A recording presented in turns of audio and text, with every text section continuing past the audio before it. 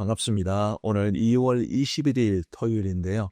네, 오늘도 우리 하나님의 말씀을 묵상하기 위해서 복 있는 사람 영상 큐티에 참여하신 모든 분들 진심으로 환영합니다.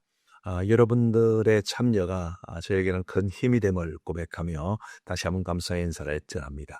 오늘 하나님께서 우리 주시는 말씀은 요한복음 9장 1절부터 12절까지의 말씀인데 제가 읽어드리겠습니다. 예수께서 길을 가실 때에 날 때부터 맹인된 사람을 보신지라. 제자들이 물어 이르되 라삐여, 이 사람이 맹인으로 난 것이 누구의 죄로 인함이니이까? 자기니이까 그의 부모니이까? 예수께서 대답하시되 이 사람이나 그 부모의 죄로 인한 것이 아니라 그에게 하나님이 하시는 일을 나타내고자 하심이라. 때가 아직 낮음에 나를 보내신 이의 일을 우리가 하여야 하리라. 밤이 오리니 그때는 아무도 일할 수 없느니라. 내가 세상에 있는 동안에는 세상의 빛이로라. 이 말씀을 하시고 땅에 침을 뱉어 진 흙을 이겨 그의 눈에 바르시고 이르시되 실로암 못에 가서 씻으라 하시니, 실로암은 번역하면 보냄을 받았다는 뜻이라. 이에 가서 씻고 밝은 눈으로 봤더라. 이웃 사람들과 전에 그가 거린인 것을 보았던 사람들이 이르되 이는 앉아서 구걸하던 자가 아니냐. 어떤 사람은 그 사람이라 하며 어떤 사람은 아니라 그와 비슷하다 하거늘 자기 말은 내가 그러하니 그들이 묻되 그러면 내 눈이 어떻게 떠졌느냐. 대답하되 예수라는 그 사람이 진흙을 이겨 내 눈에 바르고 나더러 실로암에 가서 씻으라 하기에 가서 씻었더니 보게 되었노라. 그들이 이르되 그가 어디 있느냐 이르되 알지 못하노라 하니라. 아멘. 오늘 본문은 우리 예수님께서 이제 날 때부터 맹인된, 날 때부터 앞을 보지 못하는 한 시각장애인을 고쳐주신 사건을 기록하고 있습니다. 자, 1절 말씀해 보시면 예수께서 길을 가실 때에 날 때부터 맹인된 사람을 보신지라 이렇게 말씀하는데, 2절 말씀해 보시면 제자들이 물어 이르되 라삐여, 이 사람이 맹인으로 난 것이 누구의 죄로 인함이니까? 자기니까 그의 부모니까? 이 사람이 앞을 보지 못하게 된 것이 죄 때문인 것 같습니다. 누구의 죄 때문입니까? 자기 죄 때문입니까? 부모의 죄 때문입니까? 이렇게 물었습니다. 참 이게 어떤 고통을 당하는 사람이 있을 때 이게 죄 때문이라고 섣불리 생각하는 것은 동서고금을 막론하고 다 있는 것 같습니다. 아유, 저 사람이 저렇게 된 거는 저건 틀림없이 순결한 죄가 있기 때문이지. 저 사람은 뭔 잘못을 범했기를 저렇게 되었을까? 사실 우리도 이런 생각을 하는 경우가 가끔은 있지 않습니까? 그런 생각은 옳은 것일까요? 절대로 그렇지 않습니다. 3절 말씀을 보시면 예수께서 대답하시되 이 사람이나 그 부모의 죄로 인한 것이 아니라 그에게서 하나님이 하시는 일을 나타내고자 하심이라. 이 사람이 시각장애인으로 평생을 살아온 그것이 죄 때문이 아니다. 그에게서 하나님이 하시는 일을 나타내고자 합니다. 그렇게 말씀하심으로써 분명히 그가 시각장애인 된 것이, 그 고난과 고통의 삶을 살아온 것이 죄 때문이 아님을 분명히 말씀해 주셨습니다. 그러므로서 여러분, 우리 그리스도인들은 누구든지 섣불리 어려움을 겪는 사람을 향해서 그 사람에게 죄를 떠올리는 그런 것이 정말 잘못되었고 또 그 사람에게 심한 상처를 줄 수 있다는 것을 꼭 기억하시고 절대로 그러지 마셨으면 합니다. 자, 이 예수님의 말씀을 통해서 고난의 의미 혹은 고통의 의미를 좀 생각해 볼 수 있을 겁니다. 다시 한번 3절을 보시면 예수께서 대답하시되 이 사람이나 그 부모의 죄로 인한 것이 아니라 그에게서 하나님이 하시는 일을 나타내고자 하심이라. 시각장애인으로 살아가는 건 얼마나 어려운 일입니까?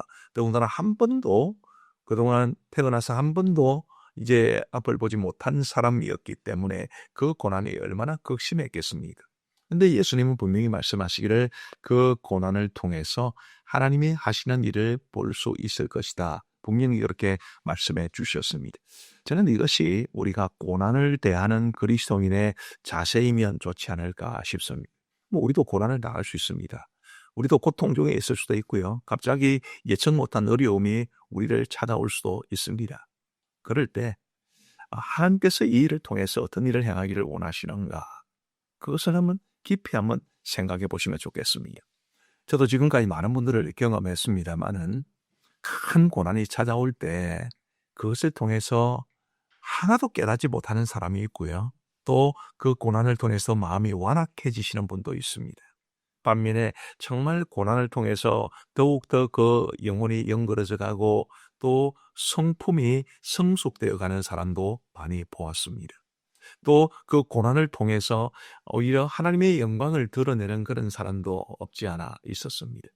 우리 예수님의 이 말씀을 비추어 보면 우리가 고난과 고통을 대하는 자세가 어떠해야 되는가가 분명해지지 않겠습니까? 내게 닥치는 고난, 우리 가정이나 우리 교회에 닥치는 고난을 통해서 우리가 더 성장하고 성숙해 가는 것이 그게 하나님께서 원하시는 일이라고 저는 분명히 믿습니다. 우리가 믿음으로 산다는 것은 예수님을 안 믿는 사람과는 다른 모습으로 살아가는 것을 의미하는 것 아니겠습니까? 고난을 대하는 자세도 마찬가지여서 어떤 고난과 고통 속에 있을 때 너무 불평하거나 너무 좌절하거나만 하지 마시고, 우리가 사람이기 때문에 때로는 힘들어하고 할 수는 있습니다만은, 그러나 하나님께서 분명 이 고난을 통해 내게 원하시는 게 있을 거야. 이 고난 속에도 하나님의 뜻이 있겠지. 그것을 깊이 묵상하시면서 왜 하나님께서 나에게 이런 어려움을 주시는지, 왜 우리 가정이나 교회에 이런 어려움을 주시는지를 생각하면서 하나님의 뜻을 이루어가기 위해 최선을 다하고, 그래서 결국 그것을 통해서 우리가 더 영적으로 성장하고 그리고 인격적으로도 성숙해 갈 수 있는 우리 모두가 되기를 간절히 바랍니다. 4절 말씀을 보시면 이런 말씀이 있습니다. 때가 아직 낮음에 나를 보내신 이의 일을 우리가 하여야 하리라. 밤이 오리니 그때는 아무도 일할 수 없느니라. 자, 낮과 밤이 있습니다. 낮에는 나를 보내신 이의 일을 우리가 하여야 하리라 라고 그랬으니까 낮은 일할 수 있는 시간입니다. 기회라고 보셔도 됩니다. 일할 수 있는 기회죠. 밤이 오리니 그때는 아무도 일할 수 없느니라 라고 했으니까 밤은 일할 수 없는 시간입니다. 일할 수 있는 기회가 사라져버린 때를 이야기합니다. 우리가 이런 기회를 선용하는 것이 굉장히 중요합니다. 저는 특별히 이제 이 말씀을 보면서 제가 아무래도 이제 가암정교에서 목회를 하기 전에는 총회 교육원 사역을 했고, 또 이 복 있는 사람을 만들어내는 것도 이제 총회 교육원이다 보니까 자녀 교육에 대해서 생각이 납니다. 여러분, 우리 자녀들이 중고등부 시절에 특별히 공부를 얼마나 열심히 하라고 부모들이 체면을 합니까? 그죠? 공부해라, 공부해라, 공부해라.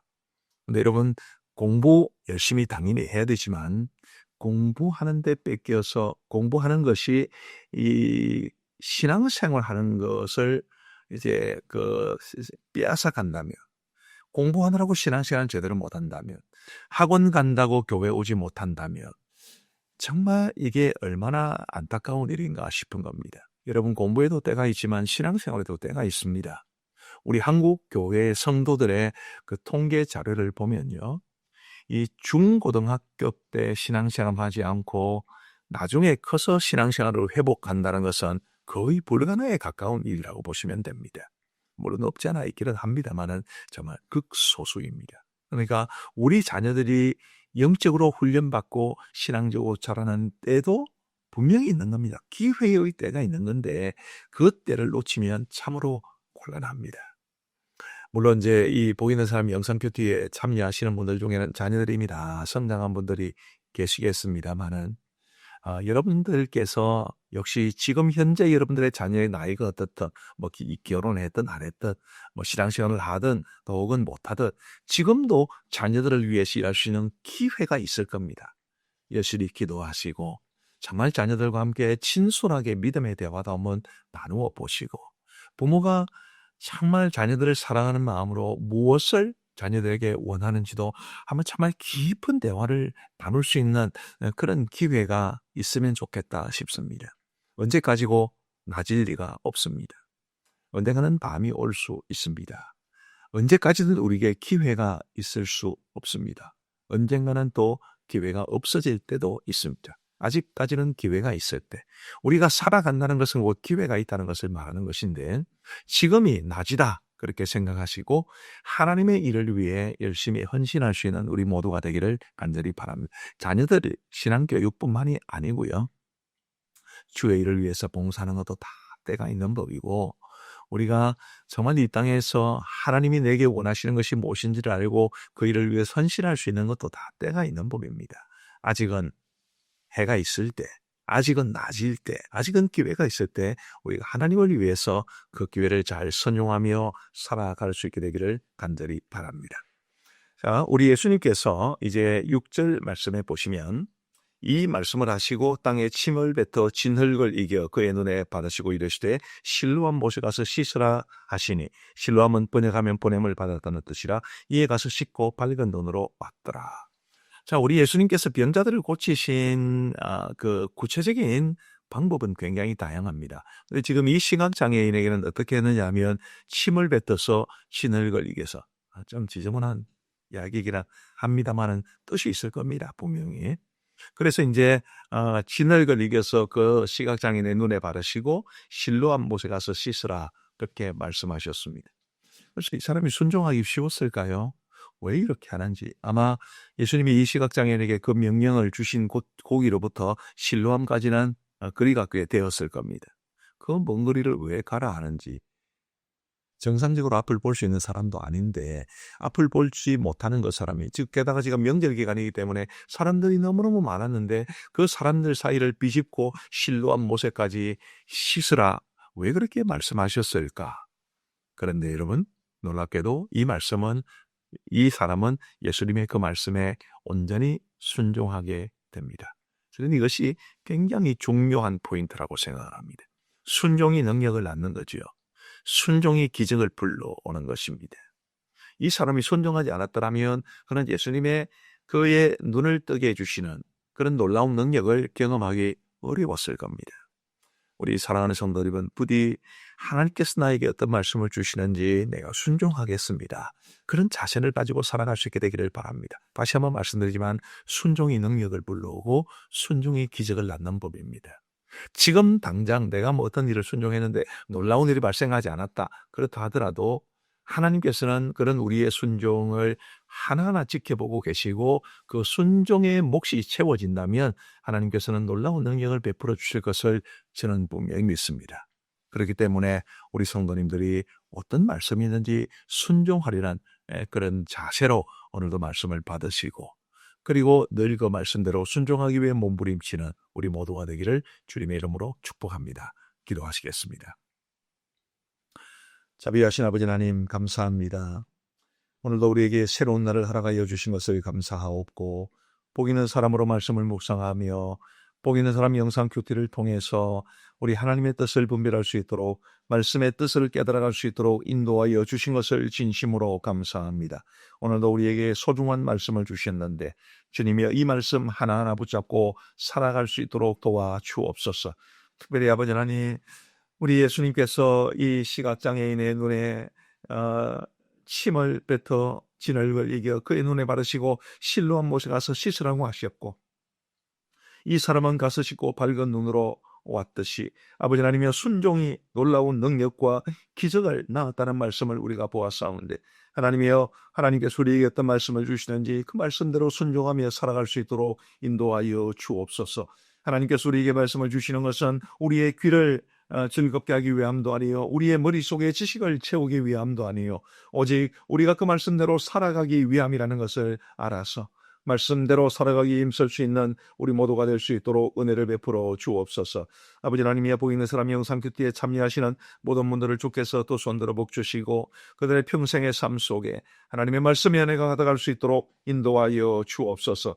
아버지 하나님의 필리핀의 이슬기 남해선 선교사님을 기억하시고 그들의 데이케어 센터가 계획대로 진행될 수 있도록 도우시며 그 선교사역 위에 한없는 하나님의 은총을 부어 주옵소서. 오늘도 우리 복 있는 삶 영상 큐티에 참여하신 모든 분들의 온종일토록의 삶을 주님이 지켜주시기를 간절히 원하옵고 우리 우주 예수 그리스도의 이름으로 기도하옵나이다. 아멘.